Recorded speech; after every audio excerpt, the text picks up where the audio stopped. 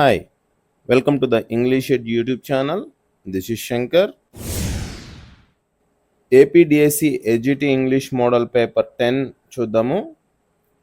ఈ paper begin చేయడానికి ముందు ఎవరైతే కంటిన్యూస్గా ఈ వీడియోస్ చూస్తున్నారో ఇంగ్లీష్ ఎడ్ యూట్యూబ్ ఛానల్లో వాళ్ళందరికీ మెనీ థ్యాంక్స్. అలాగే చూస్తున్న వాళ్ళు చాలామంది సబ్స్క్రైబ్ చేయట్లేదు, దయచేసి సబ్స్క్రైబ్ చేయండి సో దట్ ఎక్కువ రీచ్ వచ్చే అవకాశం ఉంది నాకు. Thank you so much. Let's start the class. What is the main purpose of writing a note? Note రాయడంలో ముఖ్య ఉద్దేశం ఏంటి? To narrate a fictional story, ఒక కల్పితమైన స్టోరీని రాయడం కోసం. To convey a brief message, ఒక సంక్షిప్త సమాచారాన్ని సందేశాన్ని పంపించడం కోసం. To write a detailed essay, ఒక పెద్ద ఎస్సేని రాయడం కోసం. టు సమ్మరైజ్ ఏ బయోగ్రఫీ, ఒక బయోగ్రఫీని జీవిత చరిత్రని సంక్షిప్తీకరించడం కోసం లేదా చిన్నది చేయడం కోసం. ఇందులో రైట్ ఆన్సర్ బి. ఎందుకంటే నోట్ అనేది ఒక మెసేజ్ని పంపించడం కోసం లేదా ఒక ఇన్స్ట్రక్షన్ని పంపించడం కోసం రాసేటటువంటి ఒక షార్ట్ లేదా బ్రీఫ్ మెసేజ్ అనమాట. అది what is an autobiography? Autobiography అంటే ఏంటి? ఆటోబయోగ్రఫీ అంటే ఫస్ట్ ఆఫ్ ఆల్ మనం తెలుసుకోవాల్సిందే, ఒక వ్యక్తి తన లైఫ్లో జరిగిన ఈవెంట్స్ గురించి తానే రాసుకోవడం, తనకు తానే రాసుకోవడాన్ని ఆటోబయోగ్రఫీ అంటారు. సో ఏ ఫిక్షనల్ స్టోరీ, ఒక కల్పిత కథ. A biography written by someone else, ఒక జీవిత చరిత్రని మరొకరు రాస్తే దీన్ని బయోగ్రఫీ అంటారు. దీన్ని ఒక వ్యక్తి జీవిత చరిత్రని మరొక వ్యక్తి రాస్తే దాన్ని బయోగ్రఫీ అంటారు. ఏ పర్సన్స్ ఓన్ లైఫ్ స్టోరీ, ఒక వ్యక్తి యొక్క సొంత జీవిత చరిత్ర, దీన్నే ఆటోబయోగ్రఫీ అంటారు. ఎందుకు? తన సొంత చరిత్ర కాబట్టి, తానే రాసుకున్నాడు కాబట్టి. ఏ సైంటిఫిక్ రిపోర్ట్, ఒక శాస్త్రీయమైనటువంటి నివేదిక లేదా రిపోర్ట్. ఇందులో right answer C. Next, how is the word comfortable pronounced in British English? Comfortable అనే వర్డ్ని బ్రిటిష్ ఇంగ్లీష్లో ఫొనెటిక్గా ఏ విధంగా రాస్తారు లేదా దాన్ని ఏ విధంగా పలుకుతారు అని అనొచ్చు. దీన్నే ఫొనెటిక్ ట్రాన్స్క్రిప్షన్ అని కూడా అంటారు. ఇందులో రైట్ ఆన్సర్ ఏంటంటే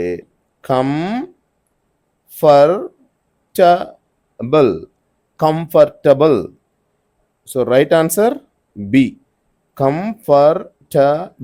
comfortable. Which tense is used in the sentence they have just arrived at the station? దే have just arrived at the స్టేషన్ అనే సెంటెన్స్లో ఏ టెన్స్ ఉపయోగించబడింది? సో క్లూ ఏంటంటే హ్యావ్ అరైవ్డ్, హ్యావ్ ప్లస్ లేదా has or have plus V3 అనేది ఏ టెన్స్లో స్ట్రక్చరు? ప్రజెంట్ పర్ఫెక్ట్ టెన్స్ యొక్క స్ట్రక్చరు. అందులో జస్ట్ అనేది టైం క్లూ లేదా టైంకి సంబంధించినటువంటి ఆధారం అది.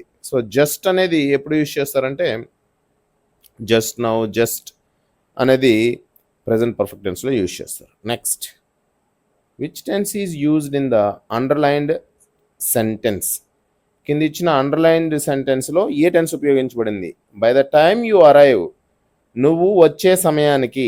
I will have been waiting for 2 hours, నేను 2 గంటలు ఎదురు చూస్తూ ఉంటాను అని అర్థం. అంటే నువ్వు వచ్చేంత వరకు నేను 2 గంటల సమయం ఎదురు చూసి ఉంటాను అని అర్థం.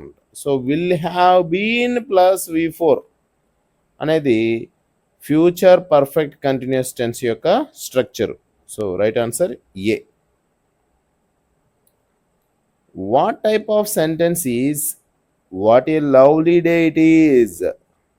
ఇందులో లాస్ట్లో ఉన్నది దాన్ని ఏమంటాము?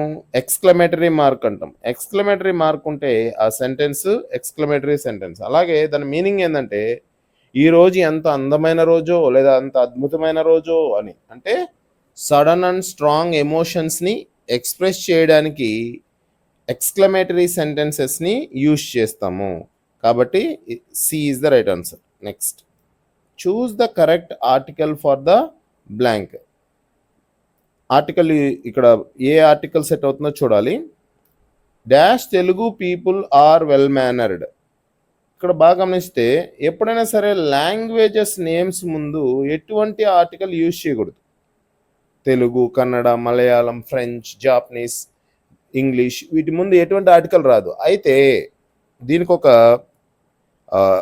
ఎక్సెప్షన్ ఏంటంటే లాంగ్వేజ్ని ఆ సమూహానికి లేదా ఆ ప్రజలకి ఆపాదిస్తే, ఆ లాంగ్వేజ్ మాట్లాడే పీపుల్కి ఆపాదిస్తే అప్పుడు ఆర్టికల్ ద అనేది యూజ్ చేయవలసి ఉంటుంది. ఇక్కడ తెలుగు అనేది లాంగ్వేజ్ కాదు, తెలుగు పీపుల్ అంటే తెలుగు మాట్లాడేటటువంటి ప్రజలు అని అర్థం అనమాట. సో తెలుగు అనేది భాష పేరు కాకుండా ఆ భాష మాట్లాడే ప్రజల్ని ఇండికేట్ చేసింది కాబట్టి ఆర్టికల్ ద అనేది యూజ్ చేయాలి. మీనింగ్ ఏంటి? The Telugu people are well mannered అంటే తెలుగు మాట్లాడే ప్రజలు చాలా మంచి ప్రవర్తన కలిగి ఉంటారు, మంచిగా ప్రవర్తిస్తారు అని. Next, which preposition fits in the sentence? He is fund dash music అనే దాంట్లో ఏ ప్రిపోజిషన్ సెట్ అవుతుంది? ఎప్పుడైనా సరే ఫండ్ అనే వర్డ్తో ప్రిపోజిషన్ ఆల్వేస్ ఆఫ్ రావడం జరుగుతుంది. ఫండ్ ఆఫ్ అంటే ఏదైనా ఇష్టమైన పని అని అర్థం అనమాట. సో ఫండ్ ఆఫ్ మ్యూజిక్ అంటే తనకి మ్యూజిక్ అంటే ఇష్టము అని. Fond of sweets, fond of toys, fond of ice creams, ఇలా. So right answer A. Next, which preposition best completes the sentence? ఏ ప్రిపోజిషన్ ఈ సెంటెన్స్ని సక్రమంగా ఫిలప్ చేస్తుంది? The team worked hard dash achieving their goal. So ఇక్కడ team చాలా కష్టపడింది వాళ్ళ యొక్క గోల్ని అచీవ్ చేయడం కోసం, వాళ్ళ గమ్యాన్ని చేరుకోవడం కోసం అనే సెన్స్లో యూజ్ చేయబడింది. సో ఎప్పుడైనా సరే వర్క్డ్ హార్డ్ అని యూజ్ చేసినప్పుడు ఖచ్చితంగా ఏం చేయాలంటే టువర్డ్స్ యూజ్ చేయవలసి ఉంటుంది. టువర్డ్స్ అంటే ఏదైనా ఒక పని పట్ల లేదా ఏదైనా ఒక పర్పస్ మీద పనిచేస్తూ ఉన్నట్లయితే worked hard towards or work towards అని యూజ్ చేయడం జరుగుతుంది. So right answer A. So meaning ఏంది? ఆ టీము వాళ్ళ గమ్యం పట్ల చాలా కష్టపడి వర్క్ చేసి సాధించింది అని అర్థం అనమాట. Which preposition fits in the sentence? The discussion dash the new project lasted for 3 years. ఇందులో ఏ ప్రిపోజిషన్ సరిగా సెట్ అవుతుందో చూడాలి. The discussion dash the new project lasted for 3 years లో ఏ ప్రిపోజిషన్ అంటే ఇక్కడ ఏదైనా ఒక అంశం మీద చర్చిస్తున్నారు అనే సెన్స్లో ఉపయోగిస్తుంటే, స్పెసిఫిక్ టాపిక్ కానీ లేదంటే స్పెసిఫిక్ ఐటెం గురించి డిస్కస్ చేస్తున్నారు అనే సందర్భంలో ఆన్ యూజ్ చేయవలసి ఉంటుంది. Discussion on the new project, discussion on particular thing. So right answer is on. So వారు కొత్త ప్రాజెక్ట్ గురించి వాళ్ళు డిస్కస్ చేస్తున్నారు గత 3 గంటలుగా అని దాని యొక్క meaning. Next, which language skill involves producing spoken English? కింది వాటిలో స్పోకన్ ఇంగ్లీష్కి సంబంధించిన లాంగ్వేజ్ స్కిల్ ఏది? లిజనింగ్, స్పీకింగ్, రీడింగ్, రైటింగ్లో ఏది అని. సో స్పోకన్ అంటేనే మాట్లాడడానికి సంబంధించింది కదా. సో స్పీకింగ్ అనేది స్పోకన్ స్కిల్స్కి సంబంధించింది, స్పోకన్ ఇంగ్లీష్కి సంబంధించింది. మాట్లాడడం, కమ్యూనికేట్ చేయడమే స్పోకన్ ఇంగ్లీష్ అనమాట. Next, which of the following is A communicative skill in English?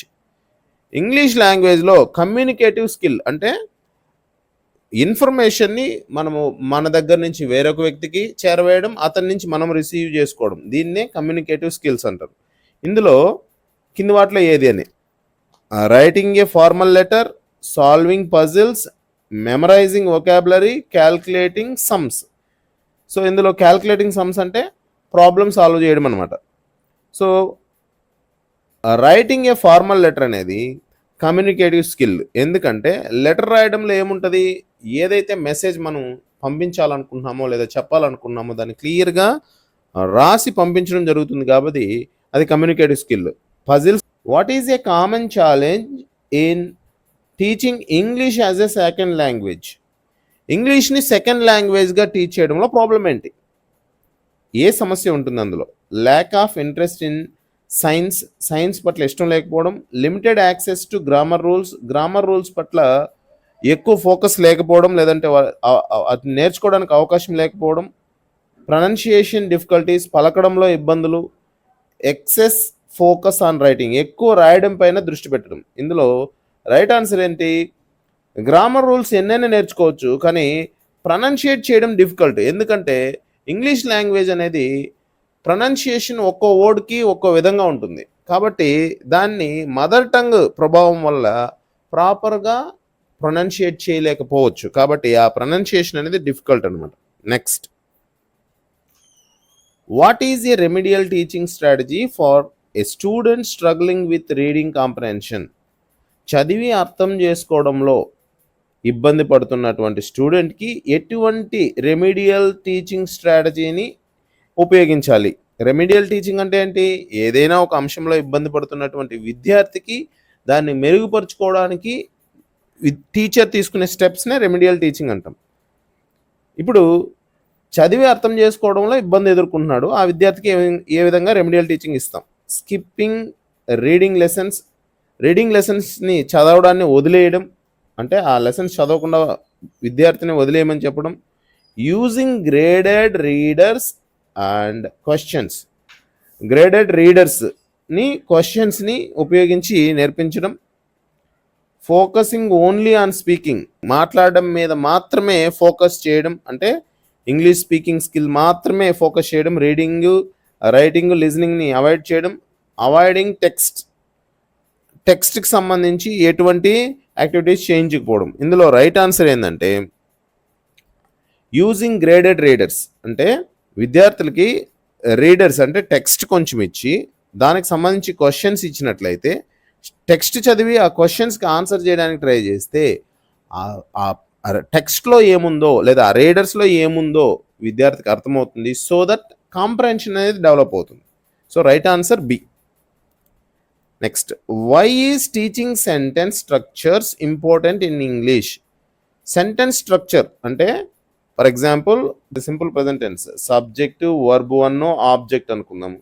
ఇది నేర్పించి వీటి నుంచి డిఫరెంట్ టైప్స్ ఆఫ్ సెంటెన్సెస్ని ప్రిపేర్ చేయించడం, దీన్నే సెంటెన్స్ స్ట్రక్చర్స్ అంటాం.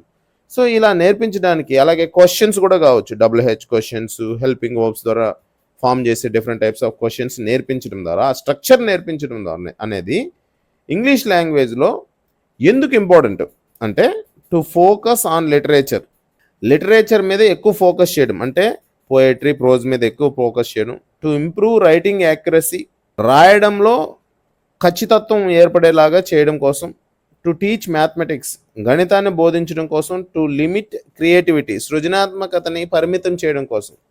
చూడండి, ఇందులో ఎప్పుడైనా సరే ఒక సెంటెన్స్ స్ట్రక్చర్ నేర్పిస్తే ఆ సెంటెన్స్లో ఏ సబ్జెక్ట్కి ఏ హెల్పింగ్ వర్బ్ వాడాలి, ఏ సబ్జెక్ట్కి ఏ మెయిన్ వర్బ్ యూజ్ చేయాలి, తర్వాత క్వశ్చన్స్కి ఎటువంటి సెంటెన్స్ ప్రిపేర్ చేయాలి, తర్వాత ఇంపరేటివ్ సెంటెన్స్కి ఏ విధమైనటువంటి సెంటెన్స్ ఫార్మాట్ ఉండాలి అనేది అవగాహన అవుతుంది. అది ఎప్పుడు వస్తుంది విద్యార్థికి? సెంటెన్స్ స్ట్రక్చర్స్ మీద అవగాహన ఉన్నప్పుడు. అంటే దాని ద్వారా టు ఇంప్రూవ్ రైటింగ్ యాక్యురసీ, విద్యార్థి సెంటెన్స్ స్ట్రక్చర్ తెలుసుకుంటే సులభంగా ఒక సెంటెన్స్ని రాయగలుగుతాడు. How can a teacher align the objective of developing communicative competence with the principles of English teaching for young learners? Young learners అంటే విద్యార్థులకి, చిన్నపిల్లలకి ఇంగ్లీష్ లాంగ్వేజ్ టీచ్ చేసేటప్పుడు కమ్యూనికేటివ్ కాంపిటెన్స్ అంటే విద్యార్థులు తమ యొక్క భావ వ్యక్తీకరణని, అంటే మాట్లాడడం కావచ్చు లేదంటే వినడం కావచ్చు, ఇవి డెవలప్ అవ్వాలనంటే ఈ ఆబ్జెక్ట్ని డెవలప్ చేయడానికి ఎటువంటి స్టెప్స్ తీసుకోవాలి? By focusing solely on written grammar exercise, కేవలం గ్రామర్ ఎక్సర్సైజెస్ మీదనే ఎక్కువ ప్రాక్టీస్ చేయించడం. Next, by integrating role plays, group discussions and real life scenarios. Role ప్లేలు చేయించడం, గ్రూప్ డిస్కషన్స్ గ్రూపులుగా చేసి వాళ్ళ మధ్య చర్చలు పెట్టడం, రియల్ లైఫ్ సినారియోస్ నిత్య జీవితంలో రకరకాల సీన్లు, బస్ స్టాప్ సీన్ కావచ్చు, మార్కెట్ సీన్ కావచ్చు, లేదంటే పోస్ట్ ఆఫీసు, బ్యాంక్స్ సీన్ని క్రియేట్ చేసి వాళ్ళని ఒకరితో ఒకరు ఇంటరాక్ట్ అయ్యేలాగా చేయడం కావచ్చు, ఇవి చేయడం ద్వారా. సో రైట్ ఆన్సర్ ఇదే. దీని ద్వారా ఏమవుతుంది? విద్యార్థుల్లో కమ్యూనికేటివ్ కాంపిటెన్స్ పెరుగుతుంది, కమ్యూనికేట్ చేయగలిగే సామర్థ్యం పెరుగుతుంది. By avoiding interactive activities and focusing on rote learning, ఒకరితో ఒకరు మాట్లాడుకోవడాన్ని లేదంటే ఇంటరాక్ట్ అవ్వడాన్ని తగ్గించేసి కేవలం బట్టి పట్టించడం ద్వారా, సో ఇది wrong. By teaching only literature without skill development, listening, learning, writing skills, speaking skills లేకుండా ఓన్లీ లిటరేచర్ మాత్రమే టీచ్ చేయడం ద్వారా, సో ఇది కూడా wrong. So right answer B. What is an essential part of lesson planning in English teaching? English టీచింగ్లో ముఖ్యమైనటువంటి lesson ప్లాన్కి సంబంధించి ముఖ్యమైనటువంటి పార్ట్ ఏంటి? ఇగ్నోరింగ్ స్టూడెంట్స్ నీడ్స్, స్టూడెంట్స్ అవసరాలని పట్టించుకోకపోవడము, setting a time limit for each activity, ప్రతి యాక్టివిటీకి ఎంత సమయం కేటాయించాలో ముందుగానే నిర్ణయించుకోవడం, ఫోకసింగ్ ఓన్లీ ఆన్ ఎగ్జామ్స్ మీద మాత్రమే ఎక్కువ ఫోకస్ చేయడం, అవాయిడింగ్ ఆబ్జెక్టివ్స్ విద్యార్థుల్లో సాధించవలసినటువంటి అంశాలని పట్టించుకోకపోవడం. Right answer setting a time limit for each activity, so that ప్రతి activity within the time limit complete అయితే విత్ ఇన్ ద పీరియడ్ లేదా విత్ ఇన్ ద ప్లాన్ మొత్తం యాక్టివిటీస్ అన్ని కంప్లీట్ చేయడానికి అవకాశం ఉంటుంది. So right answer B. What is the purpose of a curriculum in English language teaching? English language టీచింగ్లో curriculum యొక్క ఉద్దేశం ఏంటి? టు కన్ఫ్యూజ్ టీచర్స్ని కన్ఫ్యూజ్ చేయడం కోసం, to guide teaching learning process, బోధన అభ్యసనాన్ని గైడ్ చేయడం కోసం, మార్గనిర్దేశం చేయడం కోసం. సో రైట్ ఆన్సర్ ఇదే. To focus only on literature మీదే ఎక్కువ ఫోకస్ చేయడం కోసం, లిటరేచరే కాకుండా మిగిలిన అంశాలు గ్రామర్ కావచ్చు, కమ్యూనికేషన్ కావచ్చు, వీటిని కూడా డెవలప్ చేయాలి కదా. To limit student progress, students అభివృద్ధిని పరిమితం చేయడం. So right answer B. ఇవి ఏవి సరైనవి కాదు. Which of the following is a method of evaluation in English? కింది వాటిలో ఎవాల్యుయేషన్కి సంబంధించిన మెథడ్ ఏది? A written test on grammar మీద ఒక written test, a sports competition, క్రీడా పోటీలు, ఏ సైన్స్ ఎక్స్పెరిమెంట్, ఒక సైన్స్ ప్రయోగం, ఏ హిస్టరీ క్విజ్, చరిత్రకు సంబంధించినటువంటి క్విజ్. ఇందులో రిటన్ టెస్ట్ ఆన్ గ్రామర్ అనేది ఇంగ్లీష్కి సంబంధించింది, మిగిలినవన్నీ ఆటలు, సైన్సు, సోషల్కి సంబంధించినటువంటి యాక్టివిటీస్ అన్నమాట. Next, what should be included in a lesson plan for an English class?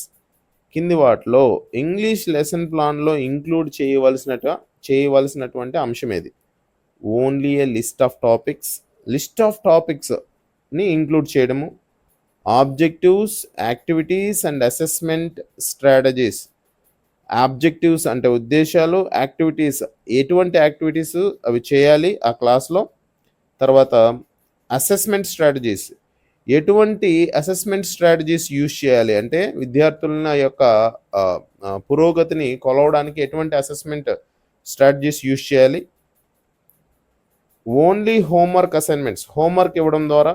No structure or plan, ఎటువంటి ప్లాను లేదంటే ఎటువంటి విధానం లేకపోవడం ద్వారా. So right answer B. ఎందుకంటే లెసన్ ప్లాన్లో ఏముండాలంటే ఏ ఉద్దేశాలు, ఆ లెసన్ ప్లాన్ ద్వారా ఏ ఉద్దేశం సాధించాలి, ఎటువంటి యాక్టివిటీస్ తీసుకున్నట్లయితే ఆ ఉద్దేశాలు నెరవేరుతాయి, ఆ ఆబ్జెక్టివ్స్ నెరవేరాయా లేదా అనేది, ఎటువంటి అసెస్మెంట్ చేయాలనేది లెసన్ ప్లాన్లో ఖచ్చితంగా ఉండాల్సి ఉంటుంది.